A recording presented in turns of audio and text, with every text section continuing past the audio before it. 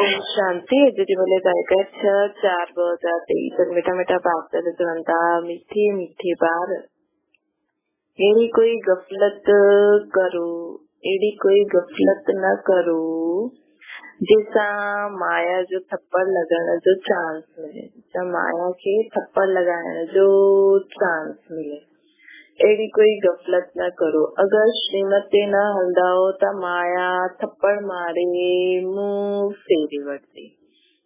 प्रश्न है, सूर्यवंशी राजधानी में एयर कंडीशन टिकट वठण जो आधार आहे वह कीअं प्राप्त थींदी आहे? उत्तर, सूर्यवंशी राजधानी में एयर कंडीशन टिकट वठण लाइ हर कदम श्रीमत ते हलणो आहे। पंहिंजो सभु कुछ बाप खे अर्पण करणो आहे। जो पूरा अर्पण थींदा आहिनि उहे ई साहूकार थींदा आहिनि। सूर्यवंशी राजधानी आहे ही एयर कंडीशन। तव्हांजी एम ऑब्जेक्ट या सूर्यवंशी पद प्राप्त करण जो। असांजी एम ऑब्जेक्ट छा आहे? सूर्यवंशी पद प्राप्त करण जी एम ऑब्जेक्ट आहे न। बाक़ी नंबरवार पद त आहिनि। गीता उहा वॾो खुशनसीब आहे।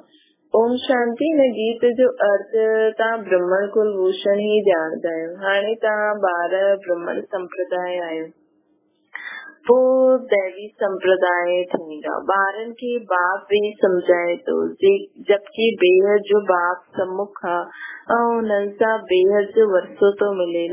बाक़ी ॿियो कुझु छा खपे? भक्ति मार्ग कॾहिं खां हलंदो आहे इहो बि कोई खे पतो न आहे। भक्ति मार्ग वारा भगत भगवान खे अथवा ब्राइड ग्रूम खे यादि कंदियूं आहिनि, परंतु वंडर आहे बाप खे ॼाणदा न आहिनि। अहिड़ो कॾहिं ॾिठो?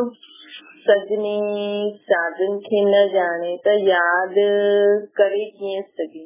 भगवान त सभिनि जो बाप ठहरियो न। ॿार बाप खे यादि कंदा आहिनि, परंतु पहचान बिगर यादि करण सभु व्यर्थ आहे न। हिन करे यादि करण सां कोई फ़ाइदो ई न मिलंदो आहे। यादि कंदे कंदे कोई बि हुन एम ऑब्जेक्ट खे न पाईंदो आहे।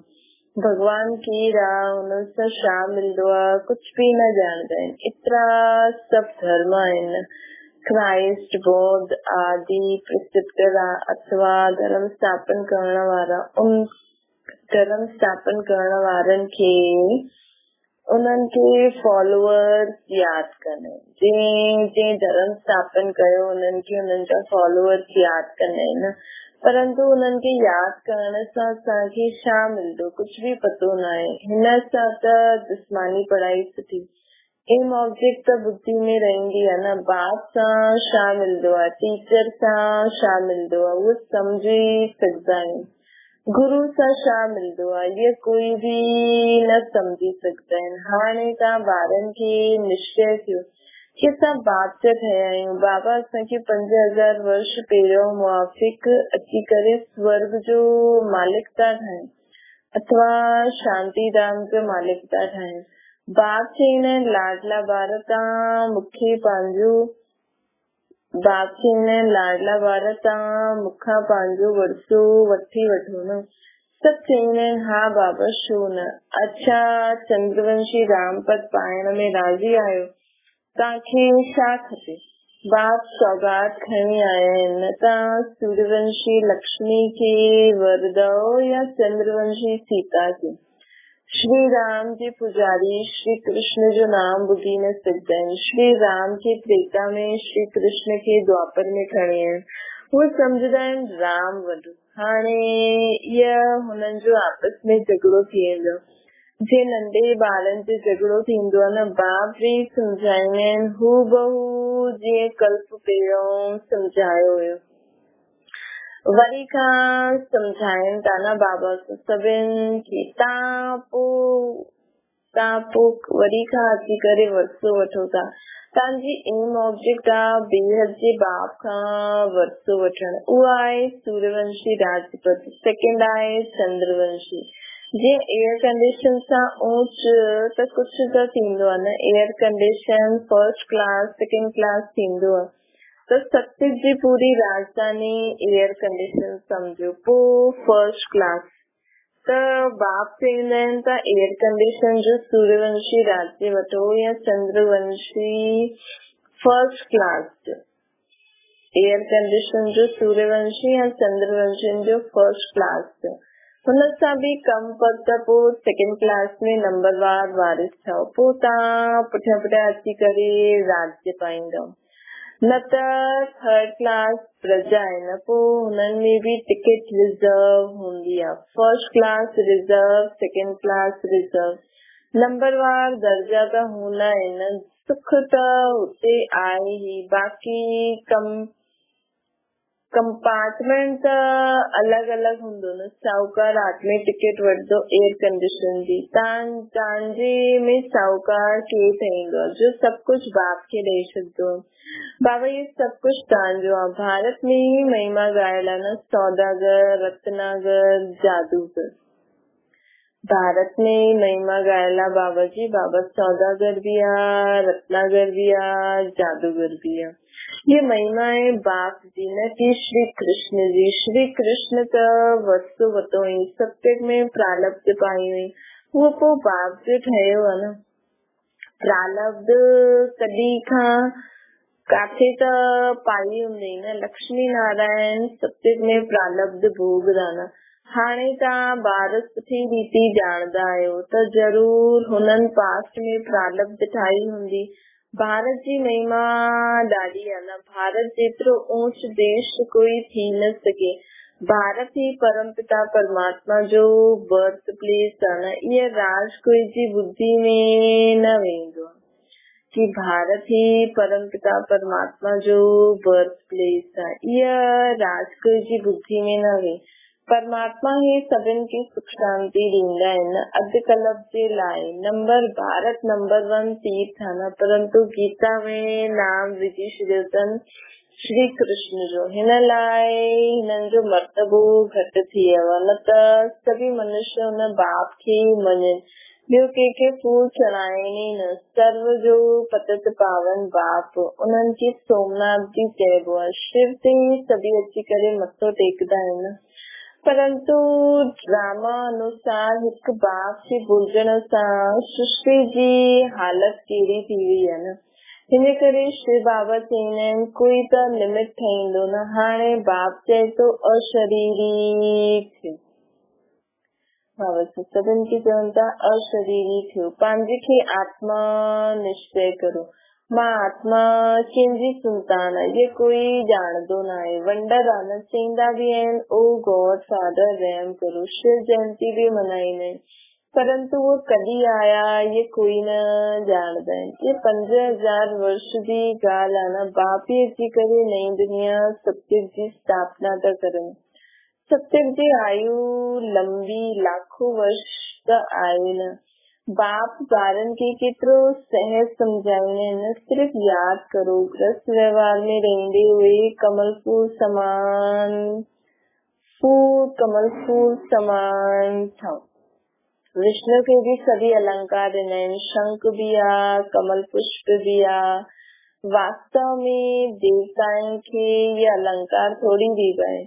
ये केतिरी गुह्य गंभीर ॻाल्हियूं आहिनि। आहे ब्राह्मणनि जा अलंकार, परंतु ब्राह्मणनि खे कीअं ॾियूं। अॼु ब्राह्मण कल शूद्र ठही वेंदो।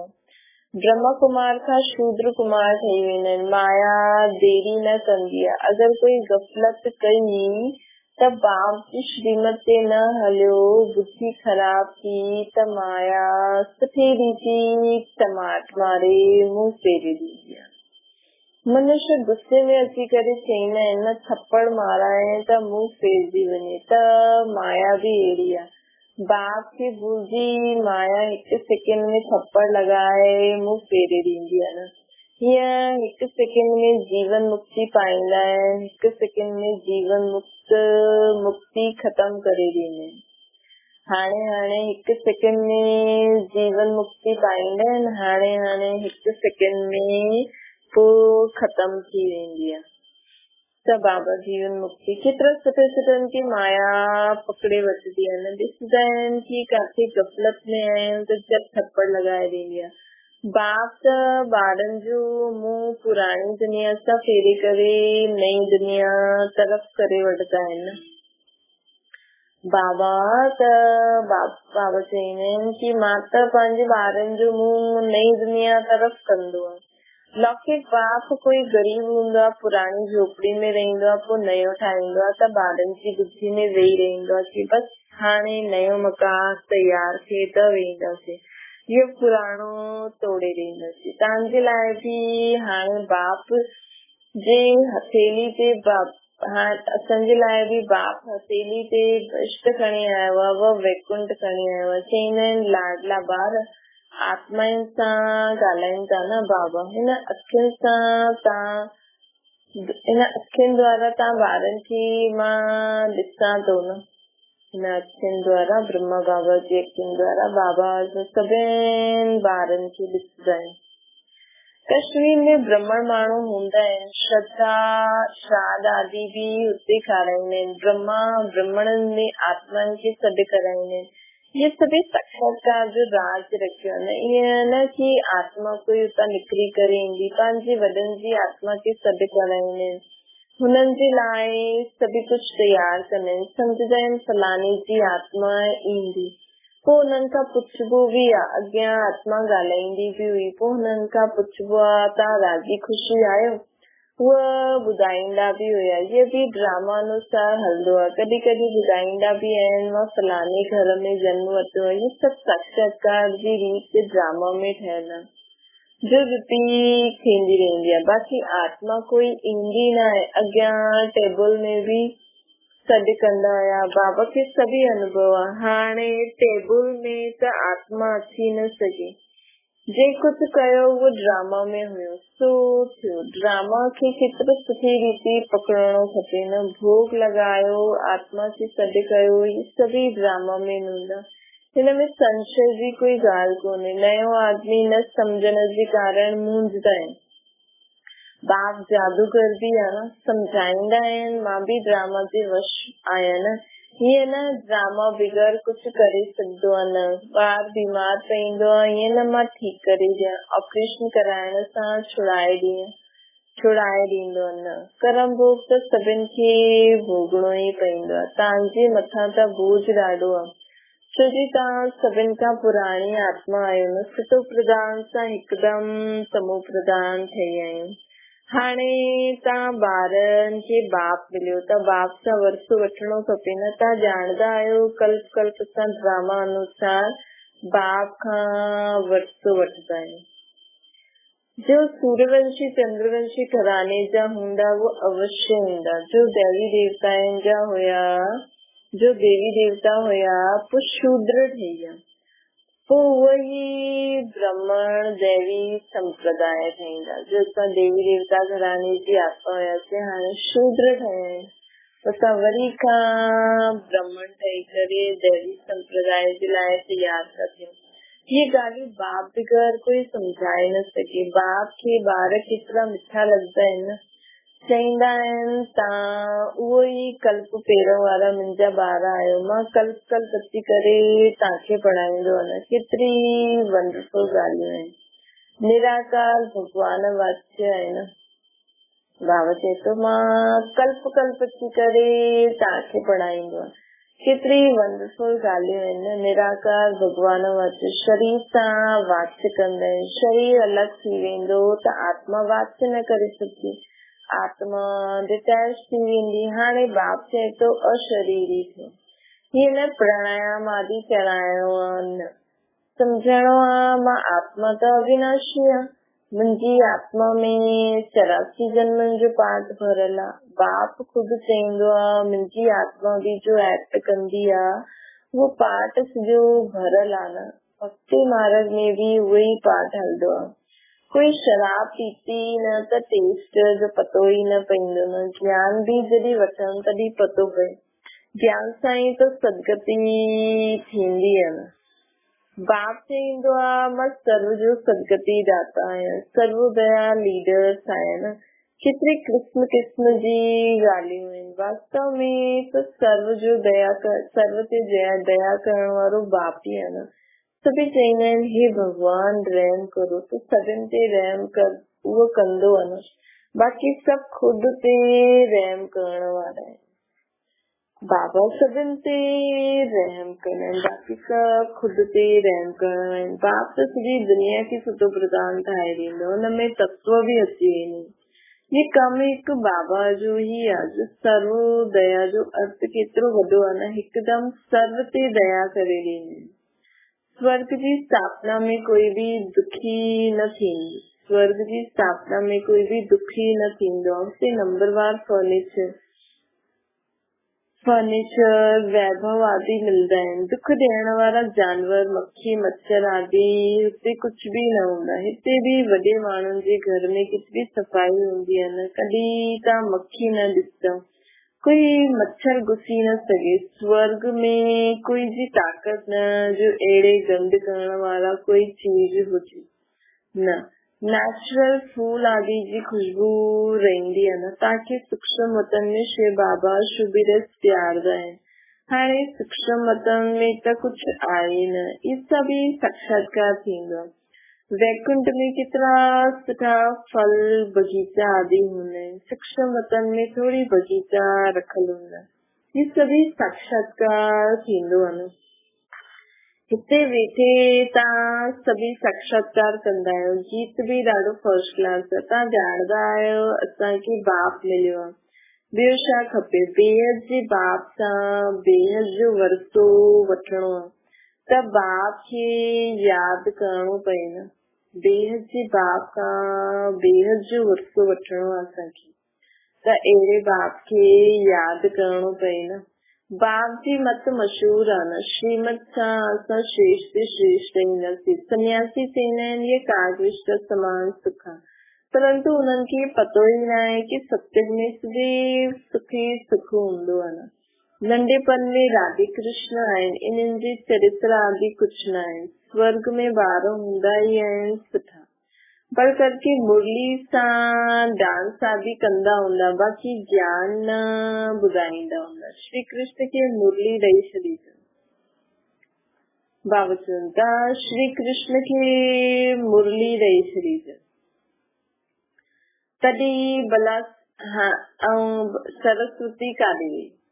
सरस्वती खे त सितार ॾेई छॾियो अथनि त वॾी उहा ठहरी न। ये सब भक्ति महाराज आहे, गुड़ियनि जो खेल आहे न। देवी देवताउनि जी मूर्ति ठाहे करे पूजा आदि करे पोइ हुनखे डुबोए ॾींदा आहिनि। हिन ते तव्हांजो हिकु गीत बि आहे न, इनखे चइबो आहे ब्लाइंड फेथ। त हाणे इहे ब्लाइंड फेथ असांखे करणु बंदि करणो आहे। छा मीठे मीठे सिकिल ते ॿारनि ते माता पिता बाप दादा जो यादि प्यार ऐं गुड मॉर्निंग। रूहानी बाप जी सभिनि रूहानी ॿारनि खे नमस्ते।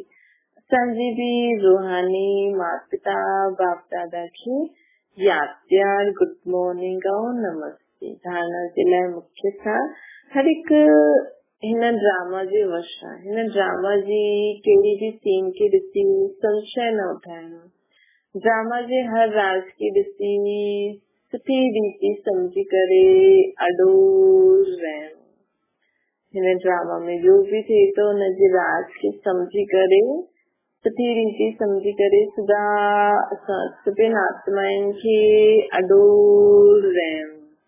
ॿियो आहे पंहिंजे खे अविनाशी आत्मा समझी हिन शरीर सां डिटैच थी अशरीरी ठहिण जो अभ्यास करणो। वरदान करावन हार जी स्मृति द्वारा वॾे जो वॾे कार्य खे सहज करण वारा निमित्त करण हार ठहो। बाप स्थापना जो वॾे ते वॾो कार्य स्वयं करावन हार ठही निमित्त करण हार ॿारनि द्वारा कराइनि था न। करण करावन हार हिन शब्द में बाप ऐं ॿार ॿई कंबाइन है। करण करावन हार हिन शब्द में बाप ऐं असां ॿार कंबाइंड आहिनि। करण करावन हार कराए थो। हथ ॿारनि जो आहे, कम बाप जो आहे। हथ वधाइण जो गोल्डन चांस ॿारनि खे मिलियो आहे, लेकिन अनुभव ये ही थींदो आहे कि कराइण वारो कराए थो, निमित ठाहे हलाए थो। हर कर्म में करावन हार जे रूप में साथी बाबा सदा आए। सदा ये याद रखना है कि करण करावन हार असांखा करण करावनार शब्द में अर्थात बाबा करण करावनार करायचं अर्थात बाबा ये संवारण का करायचा। स्लोगन ज्ञानी तो आत्मा हुआ है जो अर्जी विजन जे बचे कि बाबा ये थी ये करो हिन जे बजाय सदा राजी रहे बाबा चवंदा ज्ञानी तो आत्मा हूंदी आहे जो अर्जी बाबा जे साम्हूं अर्जी न विझे अर्जी विझण जे बजाय सदा राजी रहे। ओम शांति।